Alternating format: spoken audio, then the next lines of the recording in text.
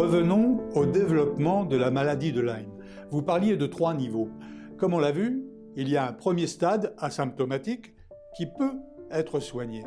Mais que se passe-t-il si on ne le repère pas? Si on n'est pas pris à temps, on va aller vers le stade 2, qui est lui symptomatique. Donc là, les ennuis commencent puisqu'on développe les symptômes de la maladie de Lyme. Alors, quels sont-ils? Essentiellement de la fatigue et des arthralgies. Mais ça n'est pas obligatoire. Dans mon cas, curieusement, la fatigue n'existait pas. On va aussi développer des problèmes intestinaux parce que l'intestin devient poreux de par la présence des bactéries, et puis des problèmes au niveau neurologique parce que la bactérie arrive à passer la barrière hémato-encéphalique.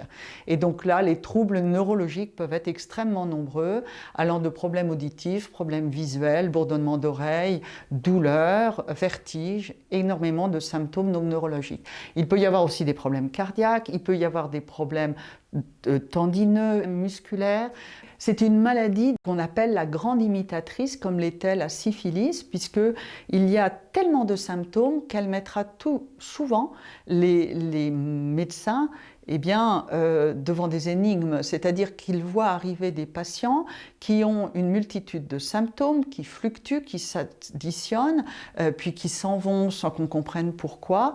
Par conséquent, effectivement, c'est une maladie qui va énormément dérouter les médecins généralistes. Ce d'autant que très fréquemment, ils sont bien peu formés à la maladie de Lyme et eux-mêmes l'avouent. Donc, au-delà du stade 1, le généraliste n'est plus compétent. Comment la France s'organise-t-elle pour répondre aux stades 2 et 3? Le ministère de la Santé a créé des centres dits de référence et des centres de compétences.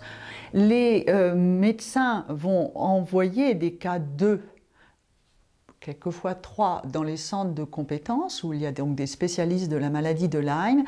Et si jamais, dans les centres de compétences, un médecin se trouve un petit peu dépassé par un cas, trop complexe donc, il pourra l'envoyer vers un centre de référence, un des 5 centres de référence, puisqu'il y a dans les centres de référence la connaissance la plus pointue, les plus grands spécialistes concernant la maladie de Lyme. Et dans votre cas, ça s'est passé comment? Dans mon cas, le stade 1, je n'ai pas vu, le stade 2, je n'ai pas vu non plus, et donc je suis arrivée effectivement au stade dit 3, ou lésionnel, où se développent donc ces fameuses maladies auto-immunes, plus d'autres symptômes, des symptômes neurologiques encore plus marqués, et ce stade dit ultime, ce symptôme dit ultime qui s'appelle l'acrodermatite atrophiante et qui donne une peau très fine, plus âgée que la personne née, c'est-à-dire plissée, on dit en feuille de papier à cigarette, en particulier au niveau des jambes et des bras, tout simplement parce que la borrélie se nourrit du collagène de la personne. Et d'ailleurs, souvent, un malade de Lyme, on lui préconise de manger du collagène sous forme supplémentée ou bien dans son alimentation, parce qu'on est déficient en collagène et ça se voit donc au niveau de la peau.